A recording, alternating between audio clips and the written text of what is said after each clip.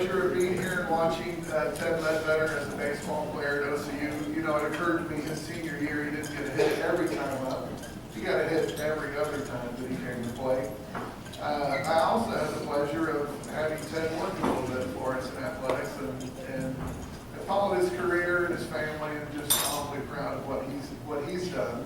So here to tell you more about Ted and introduce him for induction, please welcome a Hall of Famer in his own right. He's in just about every other Hall of Fame except the OCU Hall of Fame. We may have to take care of that here in the near future.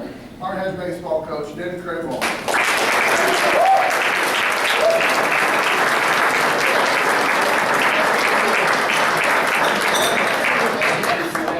This is my 28th year here at OCU.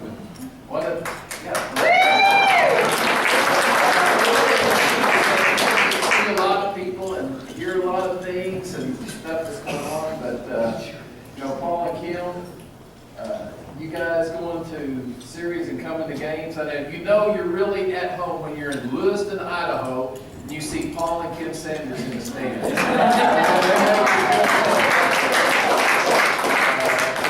It's not easy to get to Lewiston by any means of transportation.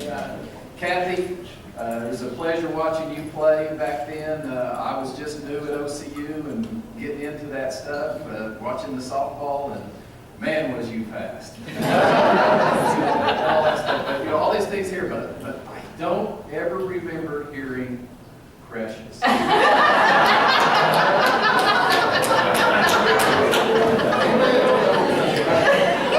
It slips my mind. Precious. Of course, Phil and I have been together for 27 of those 28 years, so it gives me a little bit of leeway. Phil doesn't give us a whole lot of room to rag on him, but when we do, we take a shot. I'll give you 5 minutes for rebuttal.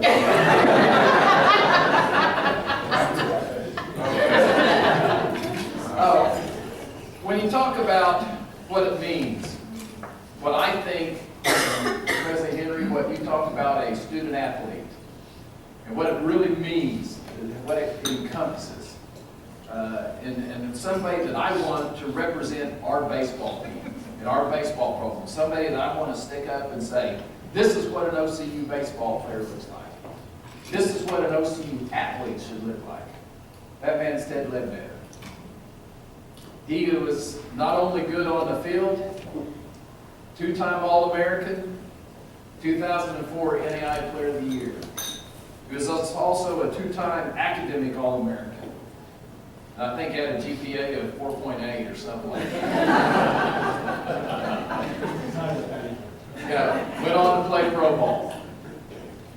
When you look at the 2004 season, that season was a magical year. We were 73-7 that year. Set a record for wins in NAIA that will never be broken. We hit, I don't know, a million home runs, and we had 6 guys, I think, on that team sign professional contracts. The best player on that team was Ted Ledbetter. That shows you how good he was. That season, senior season, was such a magical season. It goes down as probably one of the best, you know, if not the best season in OCU baseball history. And it's quite a history. I'm very proud of the traditions we've had over the years. Ted Ledbetter is a big part of that. He was in that group that went to Lewiston for 5 years in a row, and finally we got a championship after he left. So,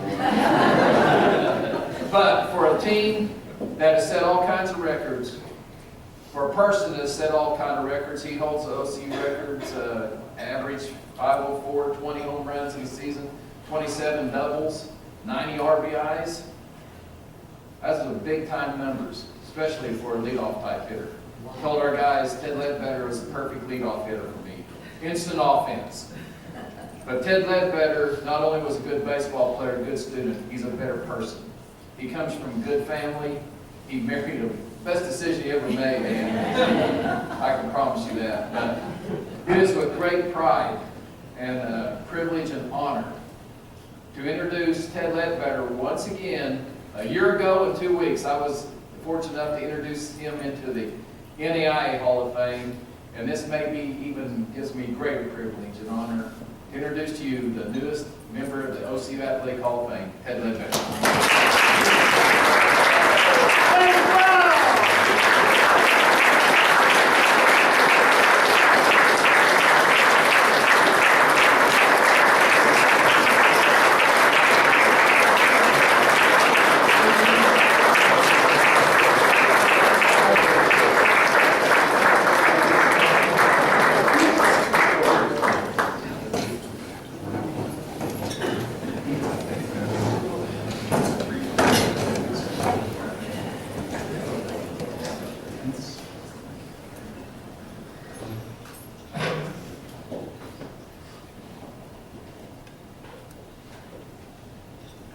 Thanks, DC. Well, I personally believe I was inducted just so he could see Ann again another time. Thank you for that. Thank you. Kathy, congratulations. Paul and Kim, congratulations. Some of you may not know, I now work professionally, full-time as a fundraiser in major college athletics. I've worked with many donors, been a part of many generous gifts, but have not yet and do not anticipate I will encounter any more dedicated, more passionate and supportive fans than Paul and Kim. We are very lucky to have them here at OCU. Thank you for what you do at OCU.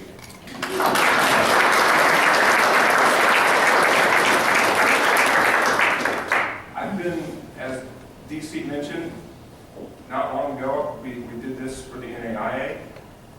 The last year, I've been reflecting a lot between that recognition and this honor, and the only thing that I've really come to believe is that I think I'm too young to be doing so much reflecting. But it's been brought back a lot of memories, and I have a lot of thoughts, and I'll share them as quickly as best I can. I'm very proud. This is my hometown. This is the city where I was raised, and to be inducted into the Oklahoma City University Hall of Fame, where my father-in-law, and others grew up. They tell me stories about the other men and women who competed for OCU and who have been honored in the same way. It's really special, and I just have a lot of pride in that, and being recognized by my hometown university. I arrived at OCU after a difficult, 3-year odyssey through a couple of different Big 12 schools. Didn't work out for whatever reason. I wanted it to, I thought it should, but it didn't. And like so many others, I ended up here at OCU for really my last opportunity, my last best opportunity. I frankly wasn't even sure I wanted to play anymore after taking a full year off. I really wasn't. So 3 years of college and 11 at-bats under my belt, heading into my senior year academically, I decided to take one more shot at it, and Keith and Denney gave me nothing but an opportunity. No guarantee, no scholarship, simply an opportunity. And I came, and I'm so glad I did. I played with some bad dudes. I see it a little differently. I see it that my junior year I batted leadoff because that was the only possible place I could hit. The rest of the lineup was so good, and it took me several weeks, and it took us several games for me to even crack that lineup regularly, believe it or not. And so I certainly share Kathy's sentiment when I say that I accept this on behalf of all of my teammates. I played with some unbelievable players, some really special guys that made me look good, allowed me to probably be more successful than I might have been otherwise. You didn't want to pitch to Tony Sanguinetti, strolling up to the plate with tattoos blazing and goatee all over the place. He didn't want to pitch to Matt Houston, Ben Himes, Dave Marlette, Brandon Kay. I could go on and on about the guys that hit with me and around me. And I was fortunate enough to just kind of, quietly fit in between them and carve out a little spot. We accomplished a lot. We didn't win it all. And that's bothered me for a long, long time. But as I've moved along in my career, I reflect back now, and while I would trade all of those wins for one ring, I've also gained a lot from the experience those 2 years that we, and one being short, and how that's prepared me for the rest of life. The disappointments, the failures, the uncertainties that we face, and so I don't look back on that with any regret whatsoever. I really feel that I grew a lot from those just missed opportunities. I wasn't the most powerful, I wasn't the most athletic, I wasn't the most gifted player on our team, but I was accepted into a very, very close-knit, very, very welcoming and tight community of baseball men and baseball players. I came into a group, I don't remember how many were in that class, but I was accepted into a very special class of guys, and we battled each other. It took me a while, as I mentioned, and my presence affected other guys' opportunities to play, and that's not lost on me, that I came into a very, very close-knit group of players that were all more than capable, and some of them did not play as much in their careers as they might have otherwise because I was able to establish myself in a lineup. But I appreciate that so much, that there was never a hint of conflict or jealousy among our teammates. And that really makes our program special, and I know that it still does. Some acknowledgments. I'll go as quickly as I can. I just want to, I also, as was mentioned, the academic side was extremely important to me. I was accepted in at an odd time for a transfer to the psychology department. I want to acknowledge Dr. Joasis and Dr. Cataldi. I think they're still around. Yeah. And the opportunity they provided for me there. Dr. and Mrs. Musselman are here. You all, I never had Dr. Musselman, but I've known the Musselmans for many, many, many years. They came out to Boulder to visit us this past summer. We got to spend time with them. To me, they epitomize everything that's great about OCU. Thank you for being here today. Other people who have had a direct impact on me, Greg. Where are you, Greg? He was here. Rich. My good friend Kyle Blazer, who I heard from earlier this week, who wasn't able to be here today, and all the OCU coaches and former players, the example you've all set, Coach Precious. That's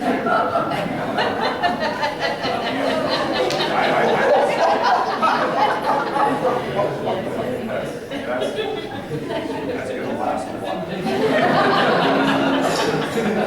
They said this, in all seriousness, though, when you're on this campus, when you arrive, you understand, not just within the baseball program, but within all the athletic programs, there is a standard, there is an example, there's a path that's been established of, we win and we compete hard, and you know it from all of the athletes on this campus, not just the baseball program. And that was not lost on me early on. It seemed at times that baseball players had to try harder to outwork the softball players, and that, I'm sure, continues.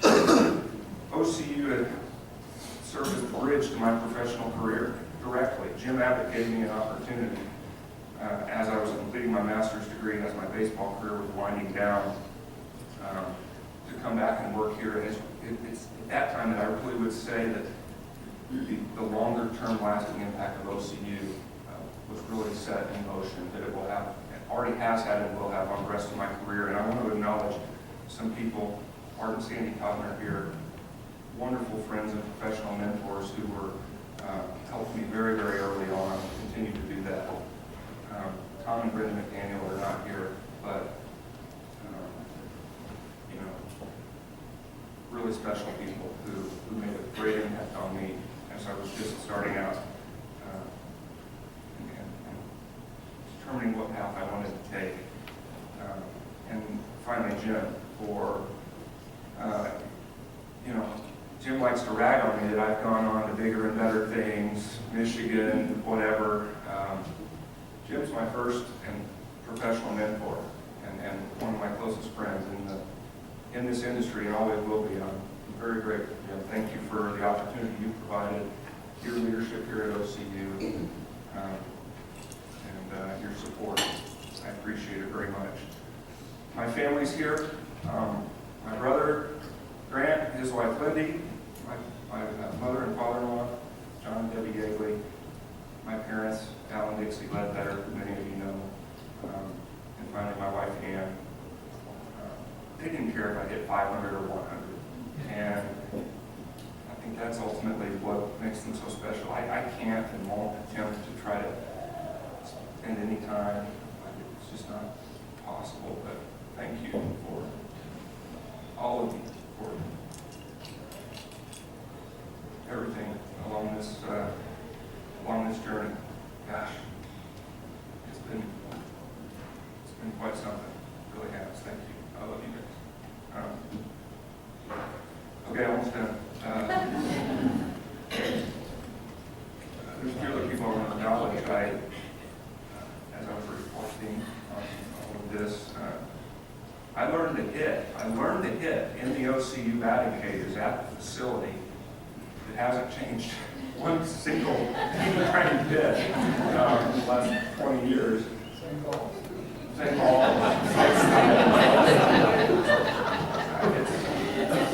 Blue collar is what I call it, and I'm glad that it is. I learned to hit from a guy named Nate Catherine over the course of many years through high school in that facility, and I think back on Nick often. Keith and Denney were around at that time. I don't know if they thought I was any good when I kept showing up as a high school kid hitting. But who knew that our paths would ultimately lead back to one another. But I want to acknowledge Nick and the baseball player that I became. Brandon Kitch, Greg Newman, those guys that put in so many hours that are not seen, not heard. The support, the batting practice, the work they do around the program, we wouldn't be successful. OCU wouldn't be what it is without those guys. Keith Lyle and Denney Crabaugh are the best baseball coaches in the state of Oklahoma, and they run the best baseball program in the state of Oklahoma for the last 25 years. And I just want to say that right here. I could go on and on and on, but I want to take this opportunity.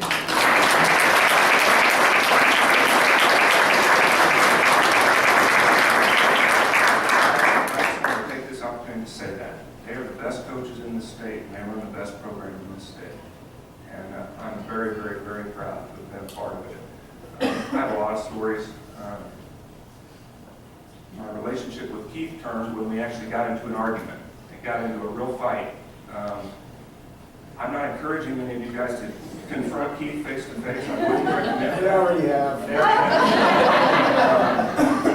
But early on in my junior year, I was not really doing anything yet, and Keith's frustration, not with just me, but with the team, was kind of boiling to a head, and for whatever reason, one cold day,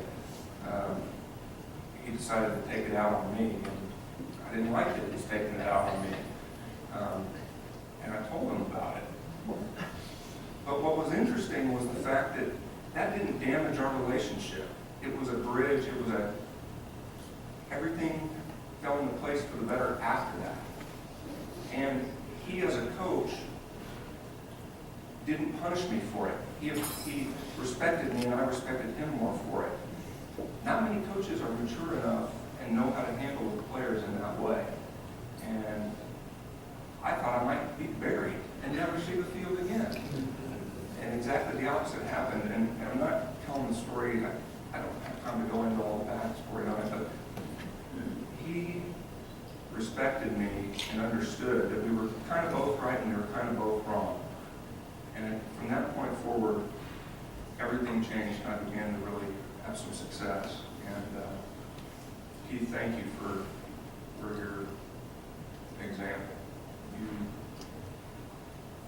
You shaped my path more than you probably have any idea. And I appreciate you very much. I love it. Finally, Coach Crabaugh.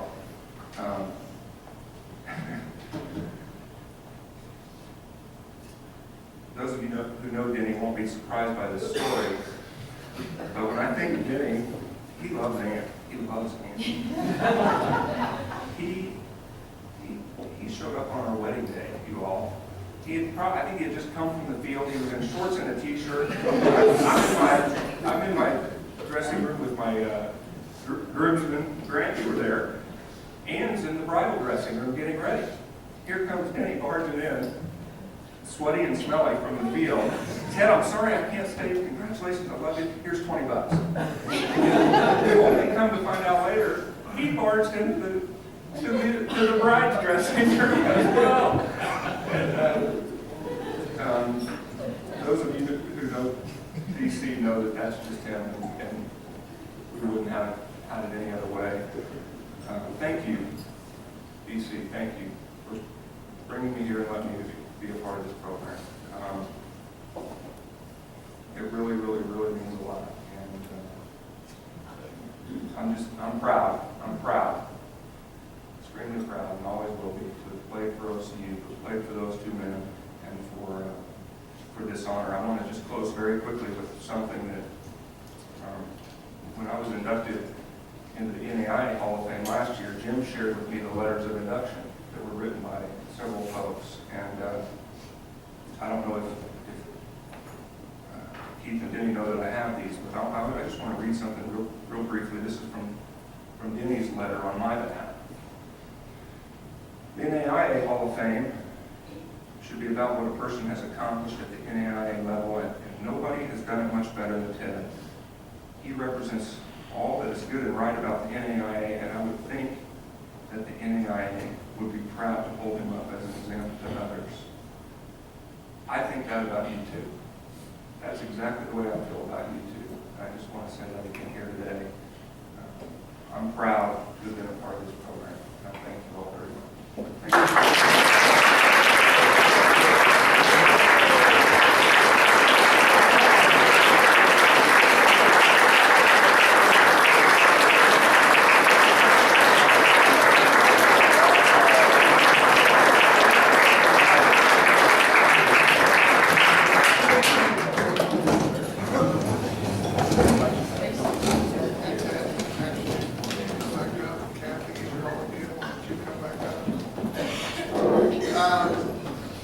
We have a proud tradition at OCU. We're reminded today what makes that tradition. Great young people willing to work. And I think the lesson is, if you're willing to work, if you're willing to get after it, then someday you may also join this group. Will you join me one more time in congratulating today?